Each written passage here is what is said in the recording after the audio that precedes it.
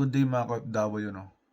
May nagtatanong ng OFW dito na kapwa OFW kung magkano po ang sahod. Ang sahod po dito ng isang fish factory lalo na po 'pag sa Royal Greenland is umaabot po siya ng 124 o 123 per hour na kroner. Bale po umaabot po siya ng 6,000 to 5,000 kroner sa loob po ng 14 days. Kaltas na po lahat do'n. Lahat po ng ano niya, expense kaltas na po lahat do'n. Kaya sa isang buwan, sumasahod siya ng mga 11 or 12,000 kroner per month. Pero ang sahod lang po nila is every 14 days. Kaya sa isang buwan, sumasahod sila ng 2 beses. Ganyan po ang sahod sa Royal Greenland. Pero sa amin naman po, sa kagaya ko po na ibang factory, ako po ay umaabot naman ng 140 per hour kroner. Pero pag wala naman po akong sahod, kagaya po ng wala kaming isda, wala kaming deliver, sumasahod lang po minsan sa isang buwan ay nasa saan pag talagang walang pasok, nasa 3,000 to 4,000 kroner. Ganyan po dito pag wala kaming isda, hindi kagaya po sa Royal Greenland, dire-diretso po ang trabaho doon. Ganun po ang sahuran dito. At saka ang trabaho po dito, maninibago kayo kasi hindi po talaga sobrang bigat na ikukumpara ko po sa nakaraang kong trabaho.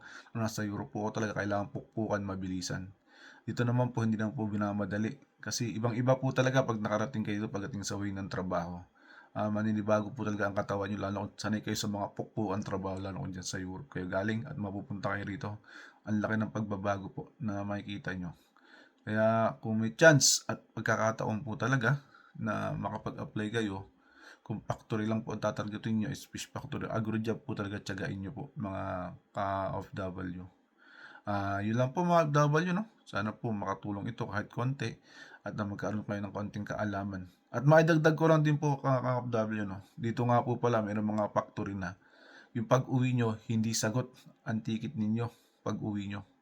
Bali kayo po ang sasagot ng ticket nyo. Siguro kung mag-isa ka, aabot din ng 18,000 kroner to 16,000 kroner, bali ka na po yun. Lahat kayo po ang asikaso ng ticket ninyo pag uuwi kayo. May ganun pong company dito na hindi nila sasagutin ng inyong pag-uwi.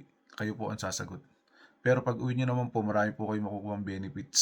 Kagaya ng pere pengi, tax refund, yan, maibabalik, makukuha nyo po yan. Marami po kayo makukuha mga benefits to. Ang pinagkaiba po talaga dito sa Greenland is maraming benefits na pwedeng makuha kung ikaw kumpara ko sa magtrabaho po kayo sa Europe. Dito po kasi talaga ibang benefits ito. May pera pengi, may pensyong ka na naiipon na pwede mo makuha pag mag-retiro ka na, pag ayaw mo na magtrabaho. Ibibigay po sa iyo yung pension na yun. Minsan naman po, meron naman pension dito na kailangan mag-60 ka bago ibigay. Pero meron naman isang pension na pag umuwi ka na ng Pilipinas, malalansam mo yun lahat. Makukuha mo yun bilang pera mo. Kaya yun ang kagandahan po dito, marami pong benefits. Yun po ang pinagkaiba nito sa ibang factory doon sa Europe. Dito sa Greenland po kasi ang daming benefits. At saka yung mga hospital po ito lahat libre. Kahit ano pong uri ng sakit nyo, gagamutin na lang, wala pong bayad. At minsan bibigyan pa po kayo ng tirahan o minsan naman po papasahurin pa po kayo kung di kayo makapagtrabaho, may sahod pa rin po kayo. Bibigyan po kayo ng tulong ng common para magkaroon po kayo ng pera o allowance kung kayo po ay hindi na makapagtrabaho. Yun po ang kagandahan dito at ang mga bagay dito ay hindi po talaga mahirap pakisamaan. Kaya maganda po talaga ito pag nakapasok kayo dito. Yun lang po mga double sa aking impormasyon. Sana po maging isang maliit na tulong to sa inyo at pakishare na lang po sa mga taong nagtatanong about sa sahod dito sa Greenland. Maraming salamat po and good luck. God bless.